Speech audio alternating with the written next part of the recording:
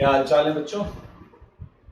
Start करें। Okay, सो हमने पिछली क्लास में क्या पढ़ा था? बहुत ही मजेदार चीज, कैसे याद है? अरे कुछ रिवीजन किया ना भाई?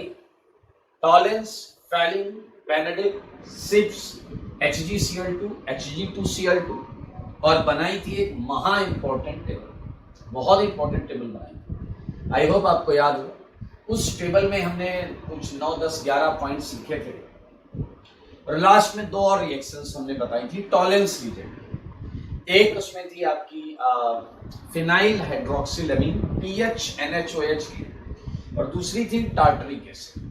क्लियर?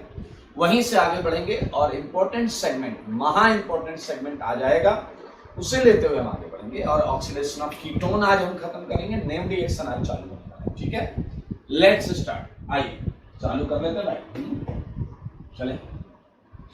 तो मेरे भाई एक बहुत इंपॉर्टेंट रिएक्शन है, टॉलेंस रीजन की ही, टॉलेंस रीजन की ही है रिएक्शन, या रिएक्शन हटा दो, सीधा सीधा लिखो अमोनिकल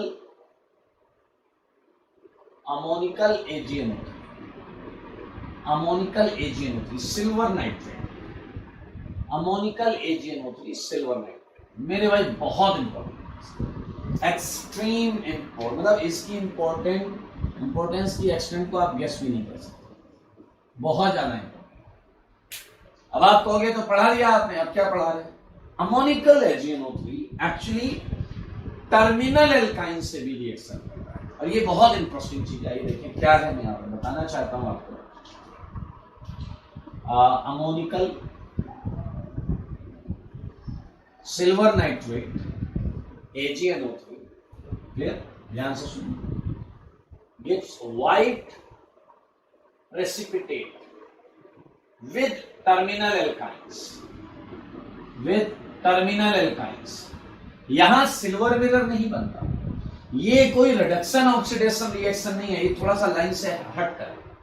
हम ऑक्सीडेशन पढ़ रहे थे, अभी तक एल्डिहाइड इससे ऑक्सीडाइज हो रहा था। सिंस ये इसकी रिएक्शन है तो इस समय हम पढ़ तो रहे हैं, but this reaction is not a part of reduction and oxidation. Okay, क्या है यहाँ इंपॉर्टेंट जो सबसे ज्यादा दिमाग में रखा जा सकता है? व्हाइट प्रेसिपिटेट मिलता है, किसके साथ मिलता है?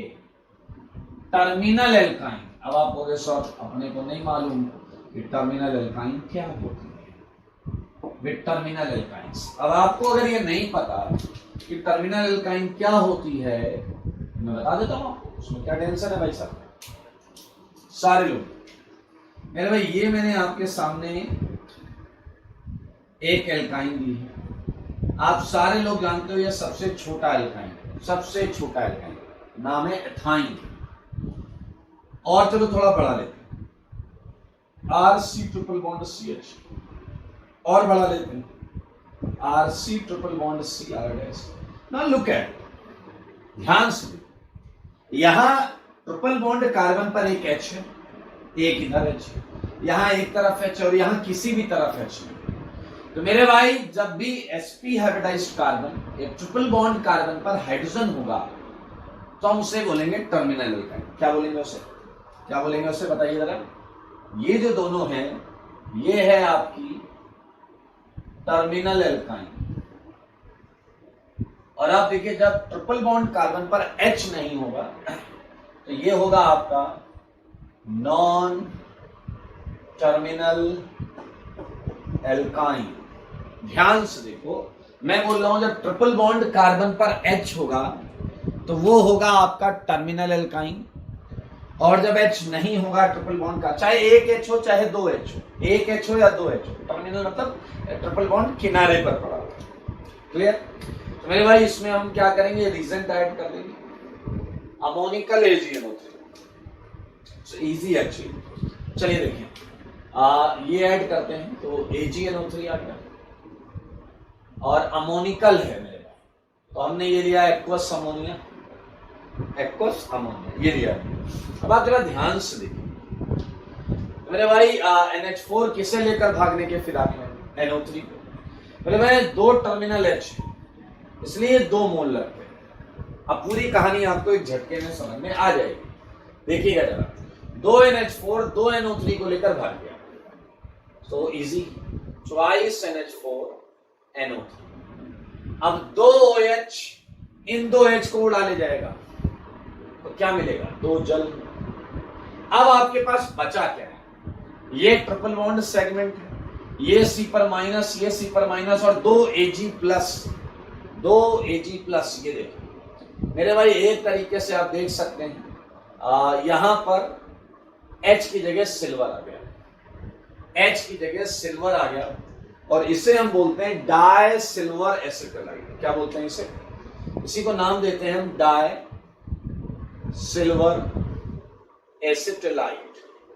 और मेरे भाई यही व्हाइट प्रेसिपिटेट होता है, ये नहीं होता, वही होता है व्हाइट प्रेसिपिटेट। सिल्वर एसिटाइड या डाई सिल्वर एसिटाइड, इसी का व्हाइट प्रेसिपिटेट आता है। ये रिएक्शन महा इंपॉर्टेंट है और अभी हम देखेंगे इसका यूज क्या। यहाँ एक ही H है तो आप देखें एक ही AgNO3 ले सकते हैं। तो आप देख सकते हैं एक NH4 भागेगा एक NO3 लेकर, एक OH भागेगा एक H लेकर, एक जल बनाएगा। और आपके सामने इस बार जो बनेगा वो है सिल्वर एसिटाइड। वो क्या है? सिल्वर एसिटाइड। एक ही सिल्वर है, सिल्वर एसिटाइड। और मेरे भाई ये भी व्हाइट प्रेसिपिटेट है, इसी का है सिल्वर एसिटाइड। अब आप देखें ये reaction specifically terminal H sp carbon के H की वजह से हो रही है। तो मेरे भाई अगर आप यहां पर AgNO3 प्लस NH4OH लेते हैं तो आपको क्या मिलने वाला है? No precipitate. कोई प्रेसिपिटेट आपको एसिटाइड का नहीं मिलेगा। That's most important reaction. अभी हम इसका यूज भी करेंगे, आपकी आंखों के सामने करेंगे, आज करेंगे, अभी करेंगे। ओके, इन सेम पैटर्न एक और रीजन है, बहुत सिमिलर, मिलता जुलता, तो क्यों ना हम उस रीजन को भी कर लें। सारे लोग देखेंगे मेरे भाई। अगला रीजन है ammoniacal cuprous chloride. Ammoniacal cuprous chloride. अब AgNO3 की जगह है Cu2Cl2। सारे लोग देखें, AgNO3 की जगह क्या है? Cu2Cl2। मेरे भाई ये भी सेम काम करता है जैसे ये काम, जैसे अमोनिकल AgNO3 करता है, ये वही काम करता है। अब आप कहोगे क्या ये भी टर्मिनल अल्काइन से रिएक्ट करता है? यस, ध्यान से देखिए, मैं फिर से लिख रहा हूं, अमोनिकल क्यूप्रस क्लोराइड Cu2Cl2, ठीक है, गिव्स। बस मेरे भाई फर्क इतना होता है कि ये इस बार व्हाइट प्रेसिपिटेट नहीं देता, ये देता है रेड प्रेसिपिटेट। कैसा देता है? Red precipitate. Ammoniacal Cu2Cl2 gives red precipitate. Red precipitate है, मैं पूरा लिख दे रहा हूं, with terminal alkynes, with terminal alkynes. वही पुराना कॉन्सेप्ट जो अमोनिकल AgNO3 में लगा था, वही यहां पर लग गया अमोनिकल Cu2Cl2। क्यों ना क्वेश्चन करके खुशियां मनाएं। मेरे भाई मैं आपको दूंगा फिर से टर्मिनल एल्काइंस और डेफिनेटली एक दूंगा नॉन टर्मिनल एल्काइन। सेम वही, यहां पर आ गया Cu2Cl2 प्लस NH4OH। मेरे ख्याल से आप थोड़ी बुद्धि लगाओगे तो आप बैलेंस भी कर ले जाओगे। Cu2Cl2 plus NH4OH and same Cu2Cl2 and NH4OH. Now look at first. You can clearly see कि इस बार NH4 क्या लेकर भागेगा? इस बार NH4 भागेगा 2 Cl लेकर। तो मेरे भाई क्या बनेगा? तो ट्वाइस NH4Cl। 2 OH लेकर भागेगा 2 H, 2 जल। और अब 2 Cu H की जगह पर विराजमान हो जाएंगे, CuC। ये है डाई कॉपर एसिटाइड। मेरे भाई क्या है ये? Di copper acetylide. इसका नाम लिखूंगा, जगह थोड़ी सी कम है, डाई कॉपर एसिटाइड, ठीक है। और ये कैसा प्रेसिपिटेट है? आई होप इसके आगे ही लिख रहा हूं मैं, रेड प्रेसिपिटेट। बहुत इंपॉर्टेंट है, कलर चेंज आपको याद रखना, प्रेसिपिटेट का कलर आपको पता होगा। मेरे भाई अगर सेकेंड रिएक्शन को आप देखो, सेकेंड रिएक्शन तो क्या आप देख रहे हैं, एक ही H, तो एक ही Cu लगेगा, लेकिन यहां 2 Cu है, तो अगर आप चाहें तो 2 मोल से ये रिएक्ट कर सकता है। तो क्या आ जाएगा आपका answer, it will be very easy, twice of RC triple bond CC plus क्या आएगा, ट्वाइस NH4Cl प्लस 2 जल। I think so easy. ये भी रेड प्रेसिपिटेट है मेरे, और नीचे वाला तो जानते हो, नो रिएक्शन, महा इंपॉर्टेंट, बहुत सिमिलर रिएक्शंस हैं। The only difference between these two is कि ये व्हाइट प्रेसिपिटेट होता है और ये रेड प्रेसिपिटेट। अच्छा, क्या आप देख पा रहे हो कि ये शार्प डिफरेंस शो कर रहा है टर्मिनल एल्काइन और नॉन टर्मिनल एल्काइन के बीच में। तो क्या बताओ, इसका एक बेहतरीन यूज किया जा सकता है यार, सारे लोग देखो, बेहतरीन यूज किया जा सकता है, चाहे वो अमोनिकल AgNO3 हो, सारे लोग देखें, अमोनिकल AgNO3 सही है, एंड अमोनिकल क्यूप्रस क्लोराइड सही है, बोथ कैन बी यूज्ड। ये भी आ गया आपका प्रैक्टिकल ऑर्गेनिक केमिस्ट्री वाला, both can be used in POC for distinction between what, distinction between non terminal and terminal का, यही है मुझे लगा, between non terminal and terminal alkynes, non terminal and terminal alkynes। मेरे भाई बहुत इजी है, आराम से समझे, बहुत इंपॉर्टेंट पॉइंट है ये, इस पॉइंट पर आपको 100% क्वेश्चन मिलेगा ही मिलेगा। आप समझ लें, ये जो पॉइंट आपने अभी अभी पढ़ा है बहुत important. Okay, so we can think about example, how can we distinguish between 1-butyne, सारे देखो, and 2-butyne।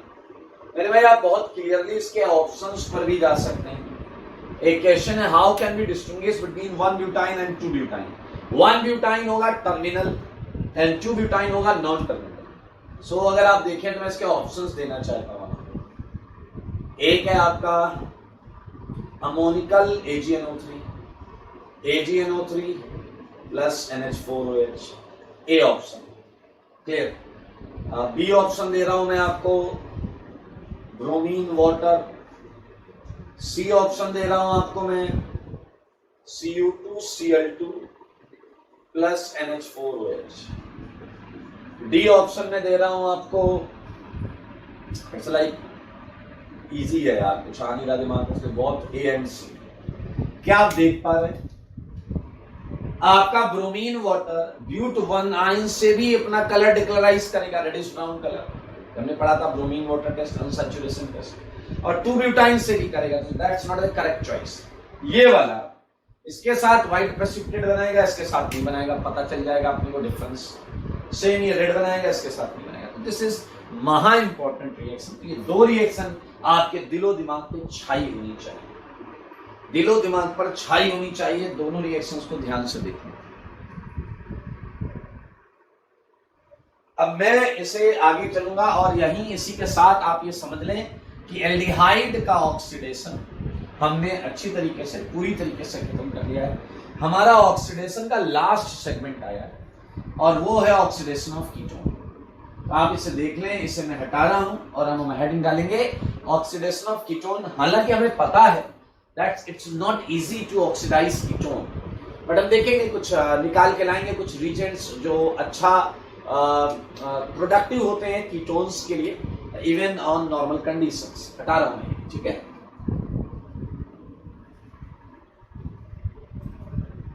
ये आएगा, पक्का आएगा पेपर में, याद रखना।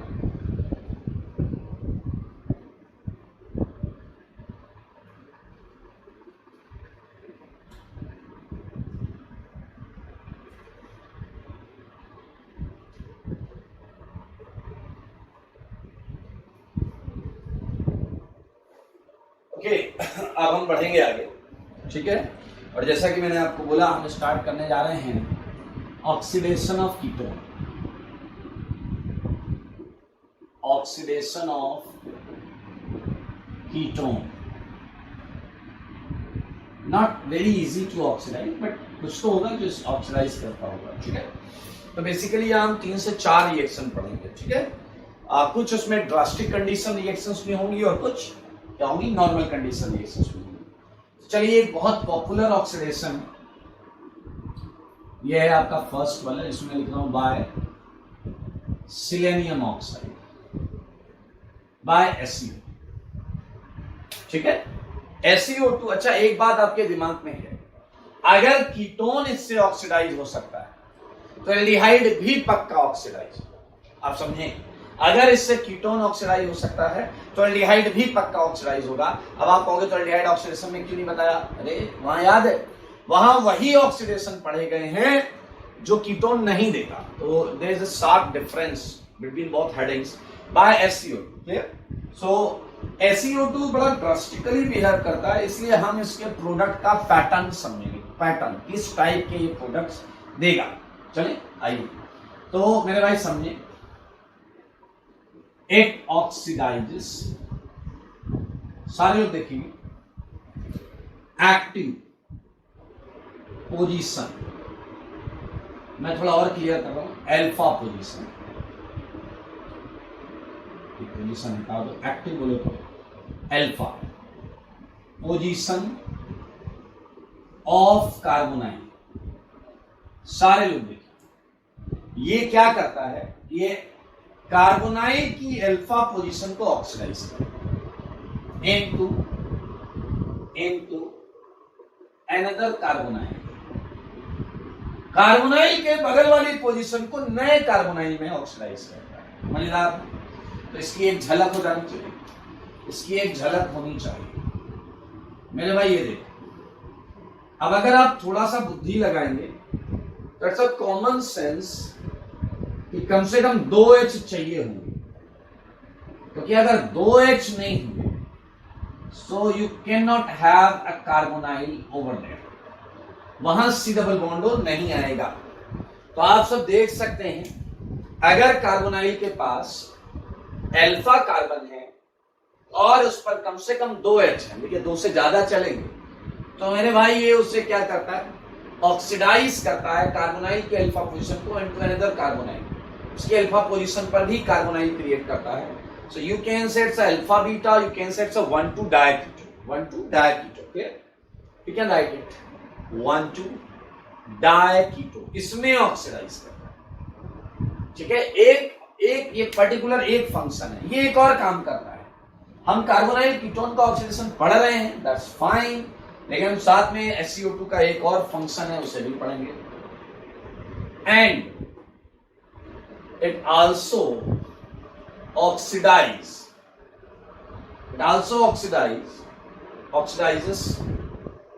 इसे ऑक्सीडेशन वाला जो प्रोसेस है उसे एक्चुअली हाइड्रोक्साइलेशन बोलते हैं। इट आल्सो ऑक्सीडाइजेस, या प्रोसेस जो है वो है हाइड्रोक्साइलेशन, एलाइलिक पोजीशन, ध्यान से सुनिए, ऑफ एन एल्कीन, क्लियर। तो पहले मैं आपको बता दूं सिंपल तरीके से कि इसका क्या मतलब है। This is your alkene, okay, this is your alkene and this is allylic position, okay, this is your allylic position and if you are using SiO2, ये क्या करेगा, ये मेरे भाई इसकी एलाइलिक पोजीशन पर H को हाइड्रोक्साइलेट कर दे। हाइड्रोक्साइलेट का मतलब OH लगा दे, H को OH से सब्स्टिट्यूट कर दे, ओके। लेकिन आपको पता है कि एलाइलिक साइट्स बहुत सारी आ सकती हैं। This is your allylic site, this is your allylic site, clear. मैंने लिखा है एलाइलिक पोजीशन ऑफ एलाइलिक।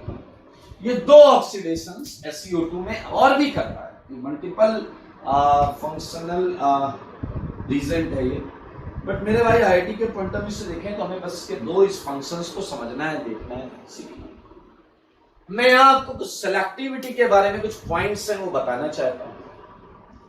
आपको पता है इसके इधर भी एलाइलिक हो सकता है, इधर भी एलाइलिक हो सकता है, इधर भी एलाइलिक हो सकता है, इधर तो एलाइलिक हमने बना ही रखा है।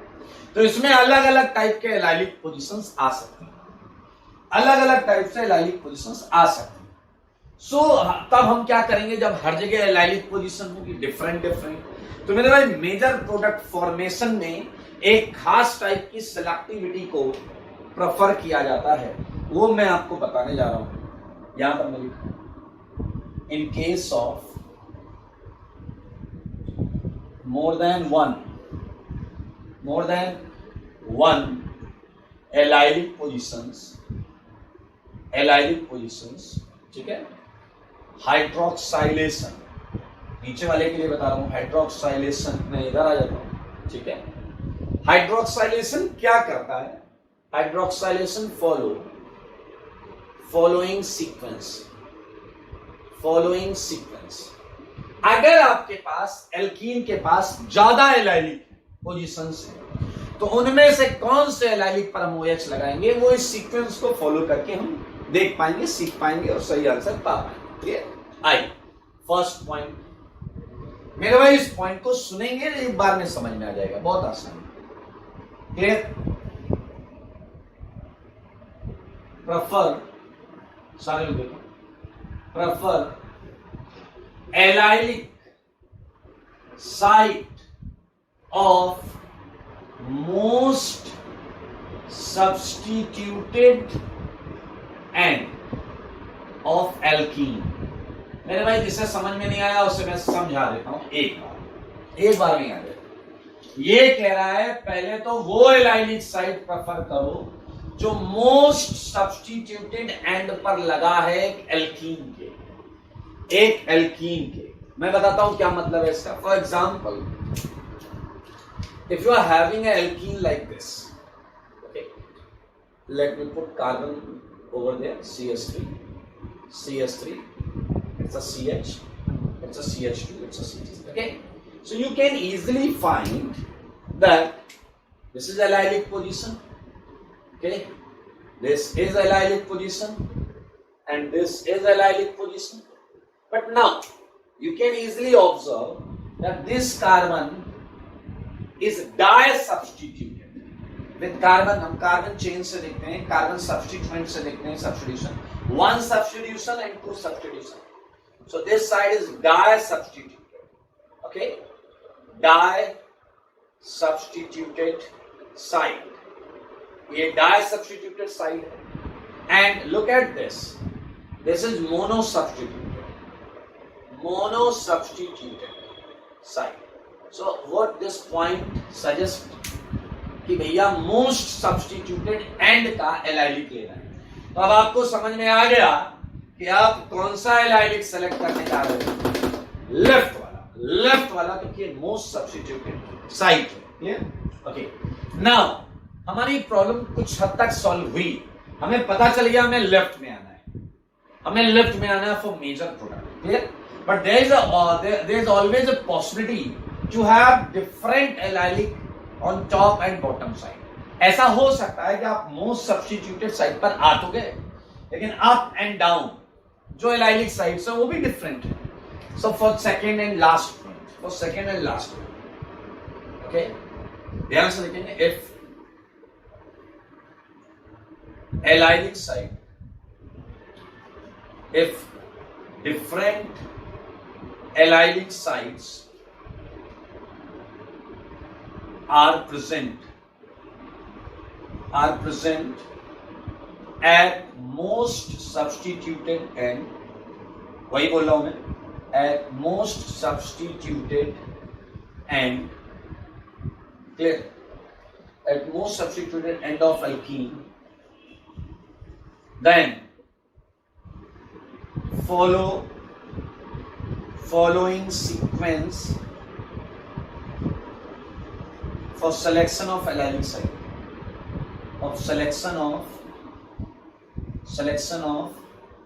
allylic site। अब देखो कौन सी allylic site को सेलेक्ट करना है, सारे देखो मेरा, इट्स क्वाइट इजी। आपको CH2 को प्रेफर करना है, CH2 इसे प्रेफर करना है, बताइए, CH2 then CH3 and at last it's a CH, CH2 CH3 CH means look at this, अगर यहाँ पर होता CH2 CH3 तो CH2 होता और ये वो एलाइलिक CH2 होता और ये एलाइलिक CH3 होता। अब मैं क्वेश्चंस के थ्रू अभी मैं आपको ये एक्सप्लेन करूँगा कि कहीं पर देख लो, मान लो अगर यहाँ लगा होता है CH3 CH2 इस जगह पे लगा, तो ये मोस्ट सब्स्टिट्यूटेड एंड है तो इधर तो आ गए। अब यहाँ ऊपर एलाइलिक है CH2, नीचे एलाइलिक है CH3, so this order tells us कि भैया CH2 पे लगाएंगे, ठीक है। सो मेरे भाई ये दो पॉइंट दिमाग में ही रखने, इसमें बहुत ज्यादा कुछ आपको एक्सप्लेनेशन नहीं मिलेगा। So they are two possibilities of oxidation, one for carbonyl and other for alkene allylic side. ये और ये दो टाइप के क्वेश्चन मिल सकते हैं। तो चलिए अब हम कुछ क्वेश्चंस करेंगे SeO2 के ऑक्सीडेशन के, फिर देख लें इससे एक बार सारे लोग SeO2 के ऑक्सीडेशन के क्वेश्चंस करने जा रहे हैं। आई और ये सारी चीजें हम अप्लाई करने वाले हैं, जो हमने अभी आपको बताया सब अप्लाई करेंगे। देखिए वो वाला चलो मैं रखता हूं, इधर क्वेश्चन करेंगे तो मैं मैच करा दूंगा आपको, देखो यही लगा है। चलो करें, आओ question number 1, this is question number 1 starting with CH3 CO CH3। I think no fight with all, बहुत आसान। सेकंड, अगर आप ध्यान से देखो यू वुड गेट कि question number 1 and question number 2 they both have same answer, they both have same answer। देख लो देख लो देख लो, दिमाग लगाओ बेटा, देख क्या देखो, दिमाग भी लगाओ।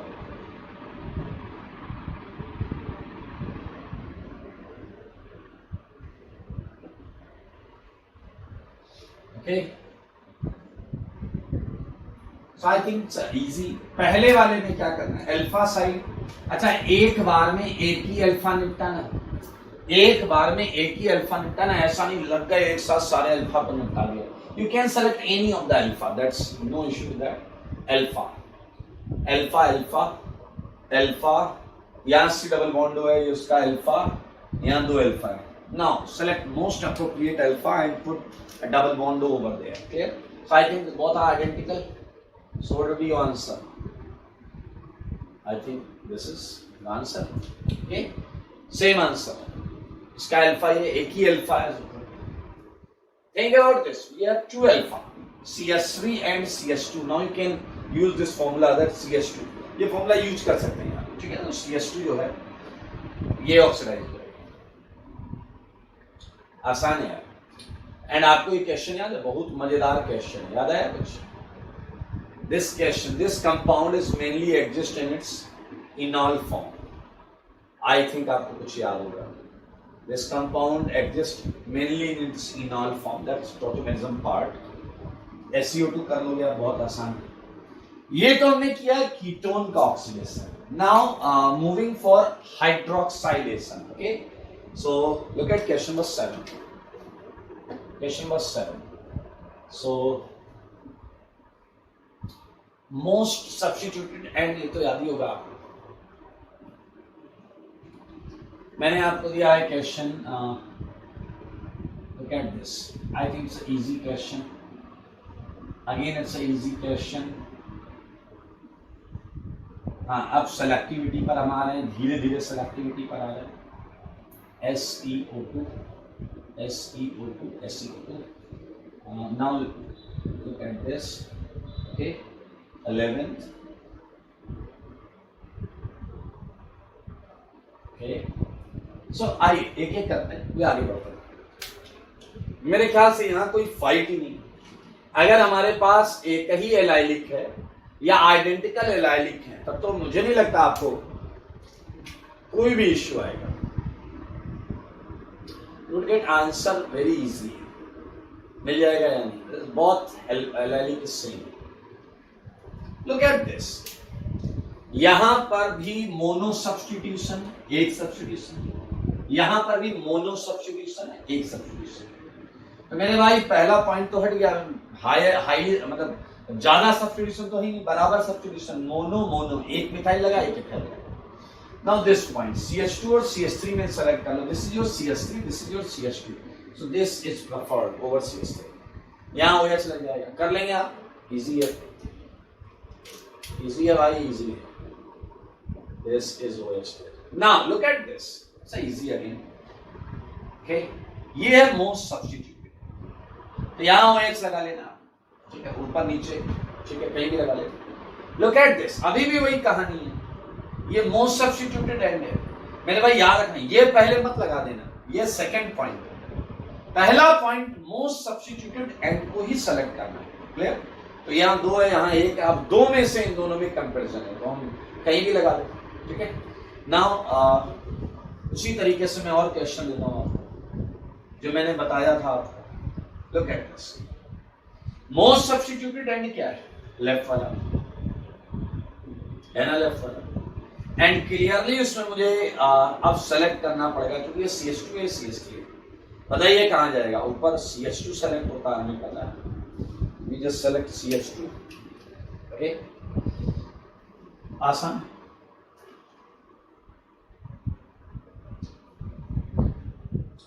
ले लो वैसा कुछ क्वेश्चंस अपने घर से कर लेना। 13, okay, 14 and one more 15।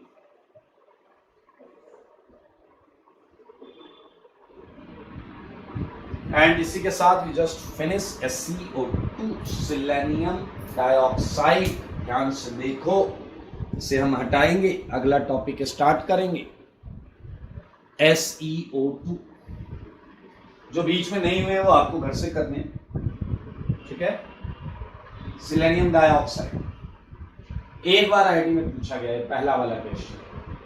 Selenium dioxide किसमें जाता है, पूरा रिएक्शन लिख देता हूँ, एक रिएक्शन में पूरी लिख देता हूँ। एक ऑक्सीजन इसके 2 H चुरा लेता है, एक ऑक्सीजन 2 H चुरा के क्या बनाता है, H2O। एक ऑक्सीजन जाकर डबल बॉन्ड दो एंड Se और बनता है selenium. You can easily find it कि इस केस में से 4 इलेक्ट्रॉन लूज करें। देखिए आप Se+4 था और यहाँ 0 आ गया, क्लियर है, 4 इलेक्ट्रॉन लूज करें, ठीक है। कर लेंगे सारे। अब हम करेंगे बहुत मजेदार ऑक्सीडेशन, कीटोन का, वो एक ड्रास्टिक कंडीशन ऑक्सीडेशन। अपन ने क्या किया, अपन ने पकड़ा कीटोन को, एक ऑक्सीडाइजिंग एजेंट लिया स्ट्रॉन्ग और हीट कर रहा है। मेरे भाई अगर आप हीट करने पर आमादा हो गए तो हीट करने पर तो अच्छी अच्छी चीजें टूट जाती हैं। कीटोन कौन सा है, कीटोन भी टूट जाएगा, करें, चलिए फिर कीटोन को भी ऑक्सीडाइज कर डालते। सेकेंड मेथड ये है, ड्रास्टिक कंडीशन पे हम अगर हीट करते हैं तो in presence of oxidising agent like KMnO4 HNO3 K2Cr2O7 आपका जो कीटोन है वो ऑक्सीडाइज कर रहा है, आपका कीटोन जो है वो ऑक्सीडाइज। ये एक रूल है बहुत फेमस जो आपको प्रोडक्ट लिखने का थोड़ा सा शॉर्टकट देता है। इसमें एक रूल है, बहुत पॉपुलर है, बट आप देखेंगे कि वो रूल जो है बहुत ज्यादा फ्रूटफुल नहीं होगा, ठीक है। आइए मैं समझाता हूं आपको क्या है। सेकेंड ऑक्सीडेशन, पहला है सिलेनियम ऑक्साइड, सेकेंड है ओके ऑक्सीडेशन, ठीक है, इन ड्रास्टिक कंडीशन। इन ड्रास्टिक कंडीशन, ड्रास्टिक कंडीशन में उसका हाई टेम्परेचर जैसा कंडीशन, ठीक है। ओके मेरे भाई इसमें एक बहुत पॉपुलर है, वो है पॉपॉफ्स रूल। क्या बोलते हैं, पॉपॉफ्स रूल। हम जरूर इस पर चर्चा करेंगे कि क्या है पॉपॉफ्स रूल, ठीक है। लेकिन उससे पहले कुछ क्वेश्चंस देखते हैं। आइए मेरे भाई ऐसे ये देखिए, just have a smallest ketone, acetone, yeah, along with the oxidizing agent, we're just heating it, heat कर रहे हैं। तो मेरे भाई आप देखें एल्डिहाइड होता था तो एल्डिहाइड में उस कार्बोनाइल कार्बन पर H होता था, दैट्स व्हाई वो इजीली ऑक्सीडाइज हुआ। कीटोन के केस में क्या होता है मेरे भाई, ये जैसे आप देखें दोनों तरफ कार्बन है, इसमें सारे लोग देखें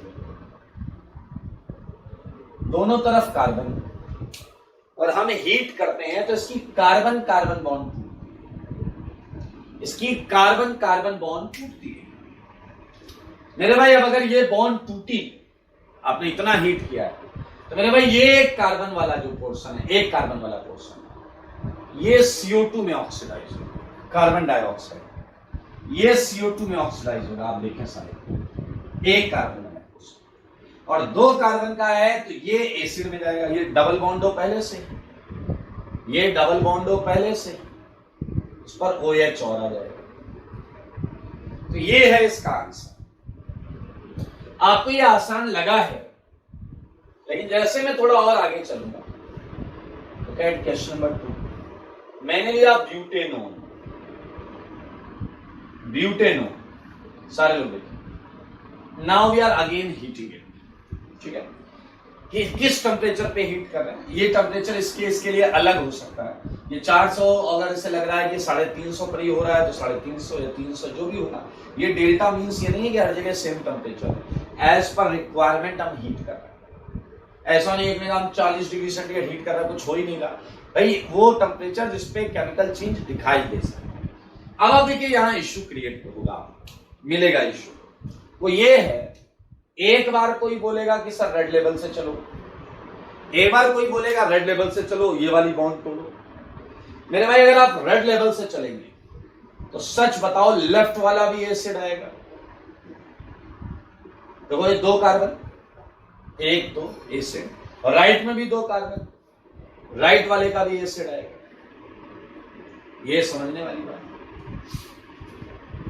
लेकिन आपको कोई ये ब्लू लेवल वाला भी आइडिया दे सकता है, ऐसा उधर से तोड़ो ना, नहीं यहां सेम था, यहां कहीं से भी तोड़ोगे आंसर भी सेम, बट यहां आप देख सकते हैं अलग। तो मेरे भाई अगर आपने ब्लू लेवल फॉलो किया तो आपको पता है ये तो CO2 निकलेगा, एक कार्बन तो CO2 तक जाएगा, 3H है ना तो 3 बार ऑक्सीडाइज जाएगा, 2H है तो 2 बार, that's easy. Now look at, ये आपका क्या बनाएगा, अगर ये CO2 गया तो 3 कार्बन का एसिड आएगा, 3 कार्बन का एसिड आएगा। मेरे भाई अब यहां कंफ्यूजन हो गया, यहां कंफ्यूजन हो गया, या तो रेड लेवल सही है या ब्लू लेवल सही है, ठीक है। तो इसमें कोई एक सही है और कोई एक गलत है। तो जब ऐसे केसेस आए तो मेरे भाई कोई बंदा था, उसने अपना रूल दिया, पॉपॉफ्स, उसने क्या बताया, इसका रूल सुनना, इसका रूल सुनना ध्यान से, ठीक है। Smaller alkyl group of carbonyl, smaller alkyl group of carbonyl, carbonyl का स्मॉलर एल्काइल ग्रुप, जो भी छोटा वाला alkyl group, must be present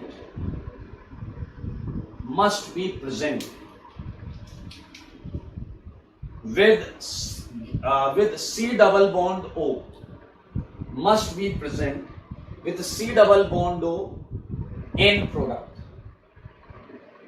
आप समझे क्या है इसका क्या मतलब है? ये कह रहा है कि जैसे पहले छोटा बड़ा एल्काइल ग्रुप पहचान, लाइक यहां तो मेरे भाई सेम है, यहां तो सेम है, तो मान लेते हैं थोड़ी देर के लिए सेम है, तो छोटा वाला है, मान लेते हैं दोनों सेम, तो ये छोटा वाला इस C डबल बॉन्डो के साथ प्रोडक्ट में आना चाहिए। पॉपॉफ ने एक ज्ञान दिया, पॉपॉफ ने एक ज्ञान दिया, छोटा वाला इस डबल बॉन्डो के साथ आना चाहिए, तो छोटा वाला डबल बॉन्डो के साथ आया। इधर आओ, इधर देखो, ये छोटा वाला है, CH3 छोटा है, लोग CH3 छोटा है, और आप देखें ये बड़ा वाला है। तो पॉपॉफ्स के हिसाब से पॉपॉफ्स कह रहा है ये वाला इसके साथ आंसर में आना चाहिए, तो क्या वो यही तो बोल रहा है, ये बॉन्ड तोड़ो, ये वाली बॉन्ड तोड़ो, क्या बोल रहा है पॉपॉफ, छोटा alkyl group C double bond O के साथ प्रोडक्ट में आना चाहिए, तो ये आया हुआ है, यहां कहां आया, यहां तो तुमने तोड़ डाला उसको।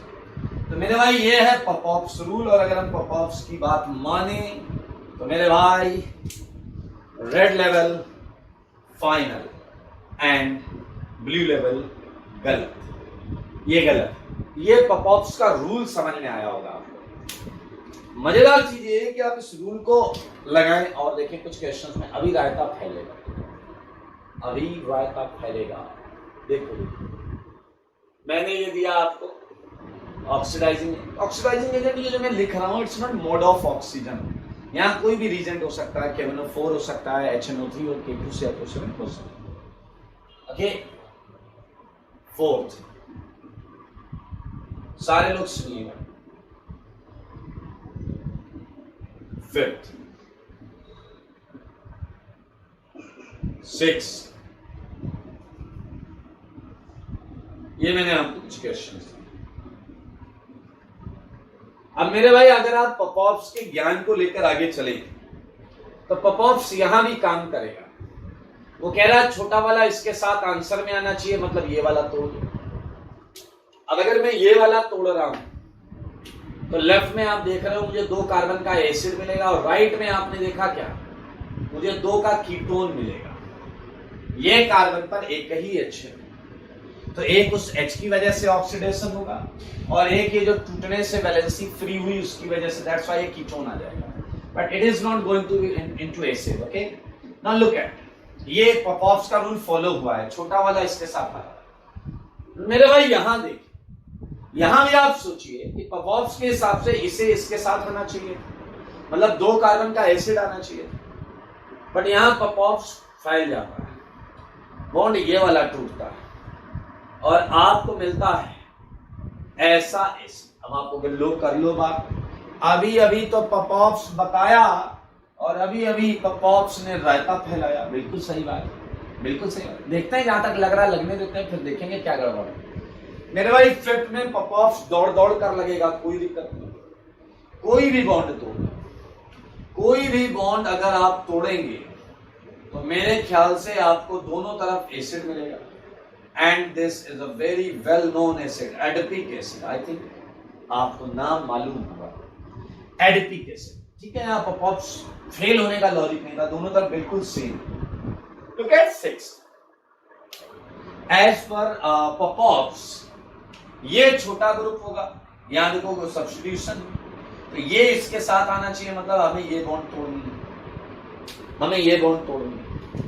तो मेरे भाई इस हिसाब से ऊपर एसिड आ जाएगा, ऊपर एसिड आएगा भाई, और इधर कीटोन आएगा, इधर कीटोन आएगा, क्योंकि इधर ऑलरेडी आप देखें एक मिथाइल सब्स्टिट्यूशन हो रखा है।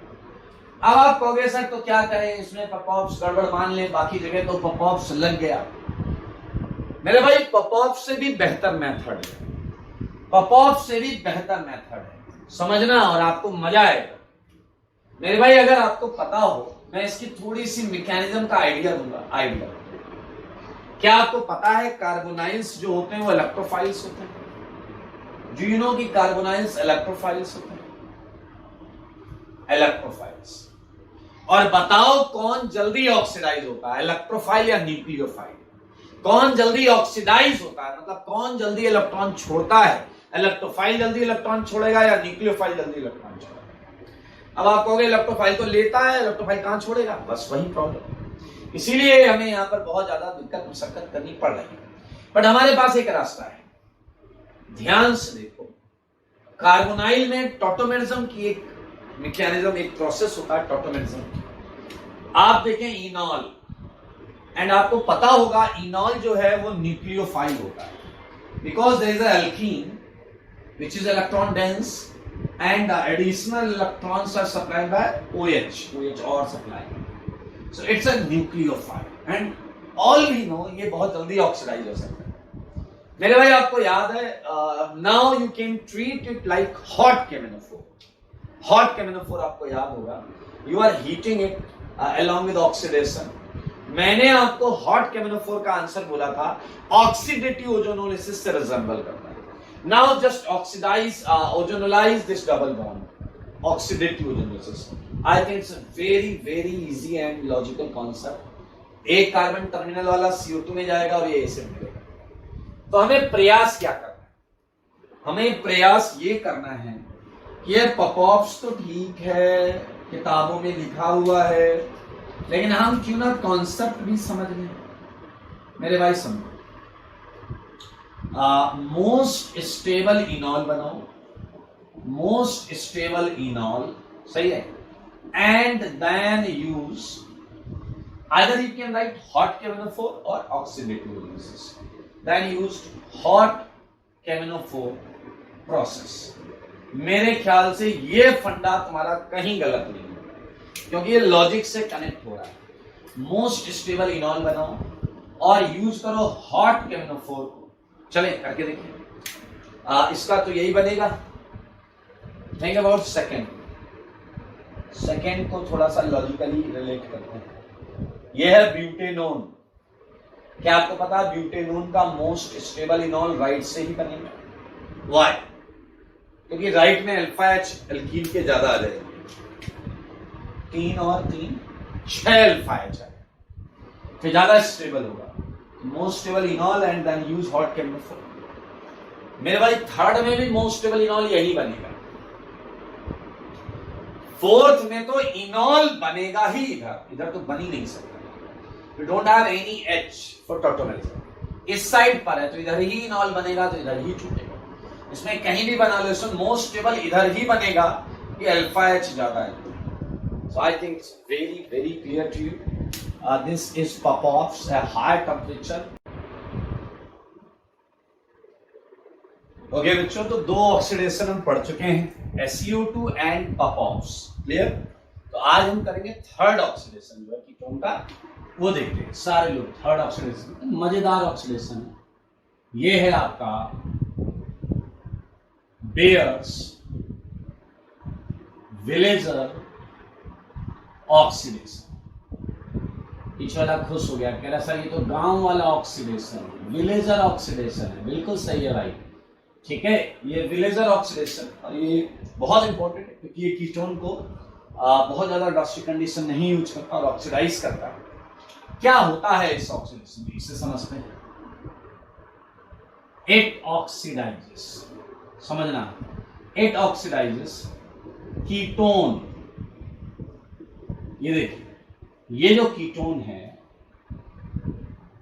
N2 ईस्टर, ईस्टर जानते हैं sir, COO,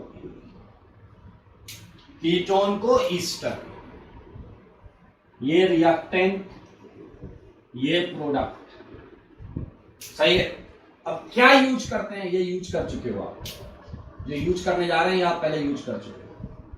bye using per acid.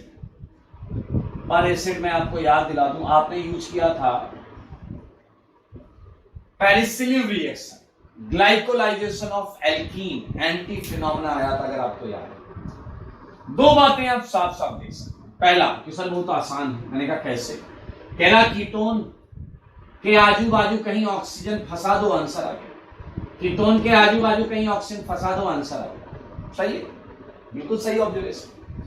क्या आपको याद है हमने जो पेरिसिलिन ग्लाइकोलाइजेशन ऑफ एल्कीन में पढ़ा था, इसका ये वाला ऑक्सीजन जो था वही एक्चुअली ऑक्सीडेशन के लिए जिम्मेदार था।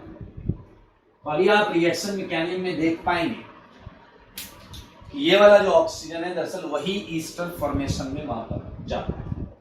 ये है आपका बेयर्स विलेजर ऑक्सीडेशन। क्या होता है इसमें वो मैंने आपको बताया। आइए मेरे भाई, आपको 2 टाइप की रिएक्शंस देखने को मिल सकते हैं, क्योंकि देखिए आपको इजी केस मिल सकता है कीटोन, जिसमें क्या हो कि दोनों चीजें आप देख सकते हैं सेम हो, लेफ्ट और राइट सेम ग्रुप। आप देख सकते हैं ये आपका पर एसिड। फिर मेरे भाई यहाँ अगर आप आंसर की बात करें तो ये वाकई आसान केस है। अगर दोनों सेम है तो तुम कहीं भी ओ फंसा दो, कहीं भी ओ फंसा दो, एंजॉय करो। लो मेरे भाई, एंजॉय करो, आंसर आ गया ईस्टर। ये ईस्टर बना है और यही ऑक्सीडाइज प्रोडक्ट है आपके कीटोन। कीटोन से ऑक्सीडाइज होकर ये बना है। And we can mention that red oxygen, यही वाला ऑक्सीजन आया। कैसे मैकेनिज्म? बट एक केस और आ सकता है आपके सामने, क्या है वो केस? अगर आपका कीटोन दोनों तरफ अलग अलग ग्रुप के साथ R1C डबल बॉन्ड हो R2 और फिर आप पर एसिड लेकर आते हैं, देख सकते हैं आप। क्लियर? तो मेरे भाई अब देखने का कि उधर भी लगे मेजर माइनर नहीं, बहुत ध्यान से सुनो मेरे भाई। आंसर या तो ये आएगा या तो आइदर दिस और दिस। सारे लोग देखो, या तो एक बार ऑक्सीजन R2 के साथ होगा या एक बार ऑक्सीजन R1 के साथ होगा। ऐसा मानना कि बहुत गलत होगा, ये कम वो ज्यादा, ये मेजर वो माइनर, नहीं। कोई एक बनेगा और वही मेजर होगा, यानी वही होगा और दूसरा होगा। हाउ कैन बी आइडेंटिफाई, सब बताऊंगा, धैर्य रखो। प्लस ये वाला क्या आ जाएगा? ये तो कार्बोक्सिल, इसका एक ऑक्सीजन निकल गया बस, बाकी जो बचा वो हमने लिख दिया।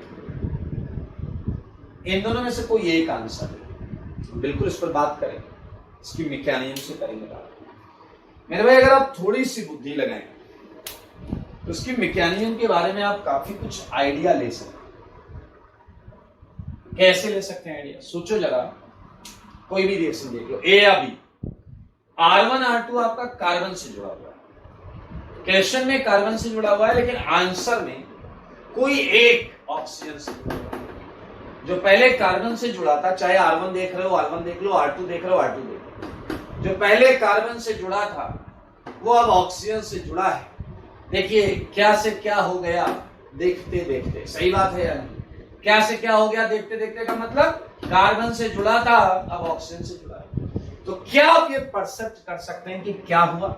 आप देख रहे हैं तो आपको पता होना चाहिए। क्या आप ऐसा समझ पा रहे हैं कि वो ग्रुप जो ऑक्सीजन से जुड़ गया है वो कार्बन से माइग्रेट करके ऑक्सीजन पर गया? क्या आप समझ पा रहे हैं? वो कार्बन से माइग्रेट करके ऑक्सीजन पर गया। अब एक अच्छा बच्चा ये प्रेडिक्ट कर सकता है कि अच्छा अब मुझे समझ में आया आपने आइदर और क्यों लगाया।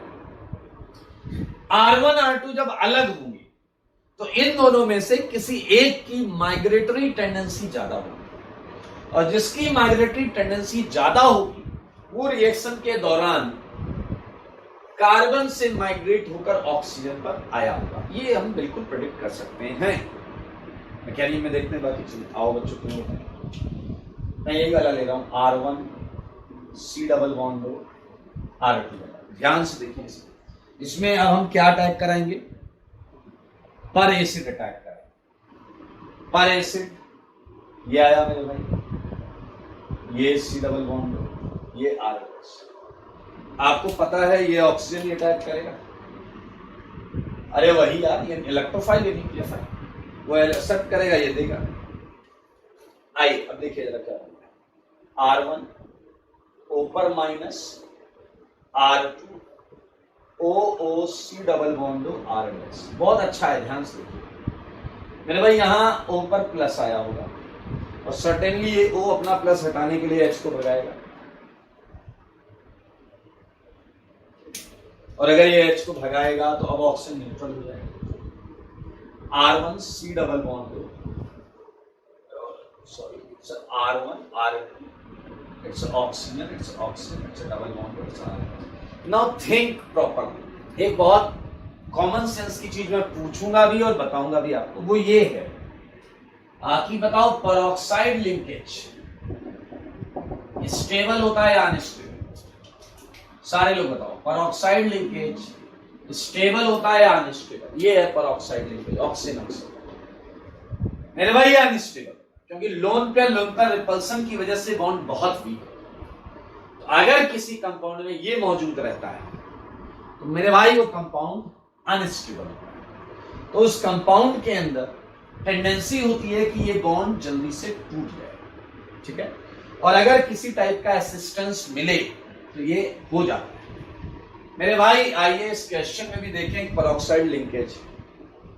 और क्या आपने ये देखा है कि ये वाली चीज लीविंग ग्रुप है, राइट वाली साइड ऊपर माइनस देखो रेजोनेंस स्टेबलाइज, ये लीविंग ग्रुप है। मेरे भाई ऐसी सेम सिचुएशन हमने आज से पहले की थी 1-1 एलिमिनेशन के फर्स्ट में, जब सी पर माइनस था और वो सीएल को लात मारने को तैयार था। मैं लात मार दूंगा, इसे निकाल दूंगा, मेरे भाई क्या पेरोक्साइड लिंकेज है, अनस्टेबल बॉन्ड है, ये लीविंग ग्रुप है, ये टूट के बाहर जाना चाहता है, लेकिन अगर ऐसा हुआ तो बताओ एक बवाल हो जाएगा, जो O बच रहा है उस पर प्लस आ जाएगा।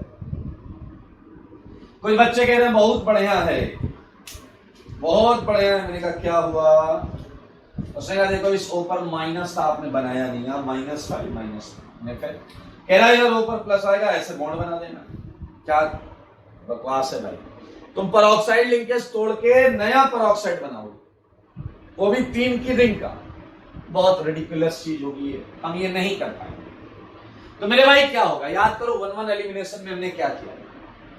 मेरे भाई ये लीविंग ग्रुप जब भाग रहा था तो O पर प्लस ना आए, इसके लिए इसके पड़ोस वाले एल्काइल ग्रुप ने इमरजेंसी मीटिंग की थी और ये डिसाइड किया था कि इनमें से कोई एक इलेक्ट्रॉन लेकर वहां जाएगा।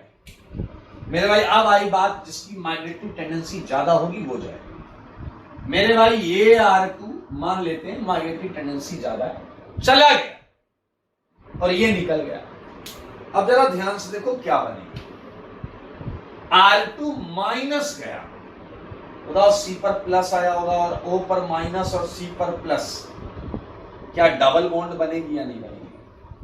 देख लो, O पर माइनस है और R2 निकलेगा माइनस के साथ, तो C पर प्लस, तो डबल बॉन्ड हो गया। और ये R2 आ गया O पर, और साथ में आप देखें वो डैश वाला एसिड, आंसर आ चुका। एक बच्चे ने कहा कि सब गजब टोपी पहनाई आपने। मैंने कहा क्यों? कह रहा देखो पहली बात तो मुझे ये बताओ, फ्रिस्ट आपने याद दिलाया? मैंने कहा हाँ। कह रहा फ्रिस्ट में सेम सिचुएशन थी, मुझे याद आ रहा है, यहां कार्बन था, यहां क्लोरीन था, क्लोरीन लिविंग, यहां ये लिविंग ग्रुप है, वहां क्लोरीन लिविंग ग्रुप था। यहां पर उस जगह कार्बन था, कार्बन पे माइनस मतलब कार्बन पे लोन पेयर था, यहां इस पर लोन पेयर।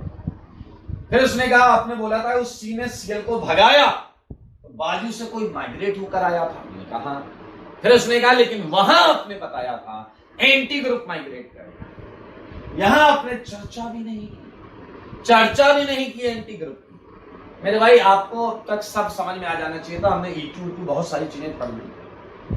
वहां अगर आपको सीन याद हो तो वहां सीन कुछ ऐसा था, याद आया?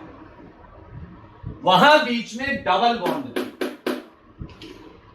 तो मेरे भाई जो एंटी था उसी को जाना पड़ेगा, चाहे वो R2 हो चाहे वो R1 हो, ठीक है? चाहे किसी की भी माइग्रेटरी एप्टीट्यूड वहां ज्यादा होगा उस जगह पर, चाहे R2 का चाहे R1 का, ज्यादा वही जो एंटी पर, क्योंकि आपको पता है एंटी बॉन्डिंग से ही ओवरलैप होता है।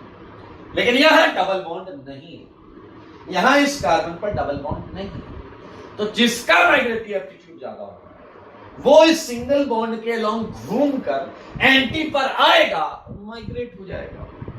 मेरे भाई एंटी एलिमिनेशन या माइग्रेशन की बात की ही उस जगह पर खुलकर जाती है जहां पर restricted rotation, like double bond या फिर रिंग।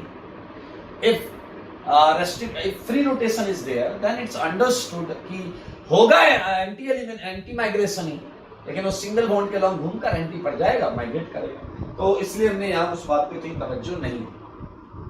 मेरे भाई इन रिएक्शंस में रीअरेंजमेंट स्टेपी RDS होता है, रीअरेंजमेंट स्टेपी RDS होता है, ठीक है? तो मैं पॉइंट्स लिख देता हूं यहां नोट में। पहला पॉइंट क्या बोलते हैं? रीअरेंजमेंट स्टेप इज RDS, ये लिख सकते हैं। Rearrangement step is RDS। Second point, okay, second point आपको याद है, पर acid which can be used, बहुत पॉपुलर एसिड हमने एक लिखा था MCPVA, मेटा क्लोरो पर बेंजोइक एसिड। हम ले सकते हैं CF3 CO3H, हम ले सकते हैं CH3 CO3H, okay. Third point देखिए, एक समस्या अभी भी है कि sir how can we know कि R1 या R2 किसकी माइग्रेटरी टेंडेंसी ज्यादा है? तो मेरे भाई आपको याद है हमने इससे पहले माइग्रेटरी एप्टीट्यूड पढ़ा था कार्बोकेटाइन्स में, जब आप C पर से कुछ मिथाइल इथाइल हाइड्रोजन फिनाइल एक दूसरे C पर अटैक कराते थे, ऐसा माइग्रेट कर।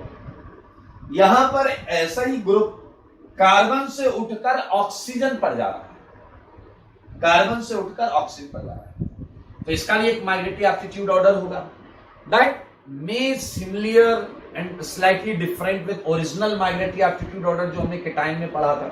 एक बार पहले मुझे बताओ केटाइन वाला ऑर्डर क्या था?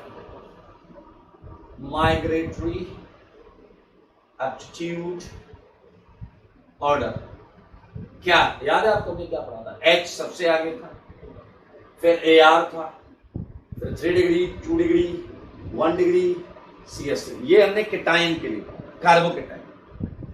लेकिन मेरे भाई बेयर्स विलेजर ऑक्सीडेशन में एरोमेटिक की पोजीशन यहां नहीं है। अच्छा, ये डिफरेंस लाजमी है क्योंकि सिचुएशन इज नॉट सेम। वहां कार्बन से चीज कार्बन में माइग्रेट होती है, यहां कार्बन से चीज ऑक्सीजन पर माइग्रेट होती है। सो रिमेंबर दिस कि एरोमेटिक 2 डिग्री और 1 डिग्री के बीच में रहता है, 2 डिग्री और 1 डिग्री के बीच में रहता है। सो this is the second time जब आप माइग्रेटरी एप्टीट्यूड ऑर्डर दिमाग में रख रहे हैं। H के बाद था 3 degree, 2 degree, aromatic, 1 degree and CS3। So quite easy. एक अच्छा बच्चा समझ गया कि सवाल क्या मजेदार चीज है। मैंने कहा क्या कह रहा है? देखो अगर H हो जाए, इसमें से कोई एक H हो जाए, H मान लो मिथाइल है और ये H, तो सबसे ज्यादा माइग्रेटरी टेंडेंसी H की। तो मेरे भाई वही माइग्रेट होकर गया होगा, HO पर जाएगा, HO पर जाएगा, एसिड बन जाएगा, एसिड। तो मेरे भाई दैट्स इजी क्लियर। तो बस ये देखना है, ये अगर आपके दिमाग में आप खटाखट आंसर बना सकते हैं। Like starting with question number 1, मैंने आपको दिया एसीटोन और मैंने आपको दिया MCPVA। मेरे ख्याल से ये इजीएस्ट क्वेश्चन पहला, क्योंकि आपको दोनों ग्रुप सेम दिख रहे हैं तो एक ईस्टर बन जाएगा, so it would be easy. हाँ, सेकंड क्वेश्चन में अब आपको ध्यान से देखना है, ये मिथाइल है CS3 और ये 1 डिग्री है, एक कार्बन 1 डिग्री है। तो आपको पता है किसकी कौन ज्यादा है आगे? 1 डिग्री। तो ये 1 डिग्री वाला माइग्रेट होकर ऑक्सीजन से जुड़ेगा, यानी कि ऑक्सीजन इसी बॉन्ड में होना चाहिए। So your answer is okay. So this is Beers-Villiger oxidation. This is Beers-Villiger oxidation. मैं मैकेनिक का एक साइड हटाऊंगा और कुछ क्वेश्चंस आपको दूंगा करने को, ठीक है? ये हटा देता हूं। बहुत आसान क्वेश्चंस होंगे इसमें, आप समझ गए होंगे कि आपको बताना है ऑक्सीजन किधर फंसेगा, बस इतना।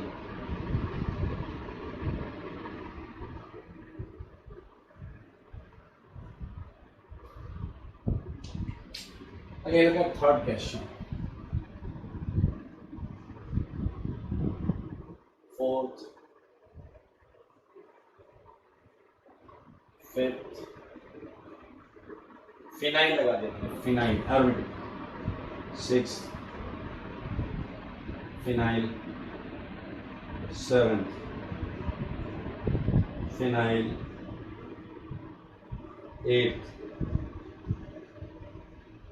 फिनाइल। कर लोगे यार, मतलब कुछ है ही नहीं। 9th, डबल बॉन्ड दो, डबल बॉन्ड इस पे करो। 10th, look at 11th question and I think it's easy again. It's a ketone, it's a cyclic ketone, clear? And both sides are exactly same. तो मेरे भाई कोई भी जगह पर ऑक्सीजन फंसा दो, चाहे लेफ्ट में चाहे राइट में, आंसर भी एग्जैक्टली सेम। मेरे भाई 6 की रिंग है और आप उसमें एक ऑक्सीजन फंसाओगे तो डेफिनेटली ये 7 की हो जाएगी। No issue with that. Oxidation reaction में ऐसा हो सकता है, ये ऑक्सीडाइजिंग एजेंट के ऑक्सीडेशन पोटेंशियल पर डिपेंड करता है। तो बिल्कुल इसका ये आंसर है, कोई टेंशन वाली बात नहीं है, ठीक है? 12, ये डबल बॉन्ड दो, ये इधर। 13, ये कर लीजिएगा। 14th क्वेश्चन ऐसा पूछा जा सकता है आपसे, ये डबल बॉन्ड दो है एंड ये देखिए मेटाक्लोरोपरबेंजोइक एसिड आपको बंद करा गया, ये O, ये O, ये H और इस O पर 18 लिखा हुआ है।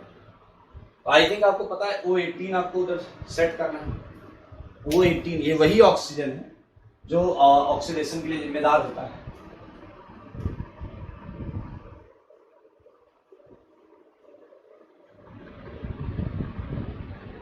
ओके सो अगर मैं एल्डिहाइड दूं आपको RCHO, तो बताओ सबसे ज्यादा प्रायोरिटी तो इसकी, तो डेफिनेटली तुम क्या करोगे, H वाले बॉन्ड में OH H लगा दोगे, कर लोगे दोस्त।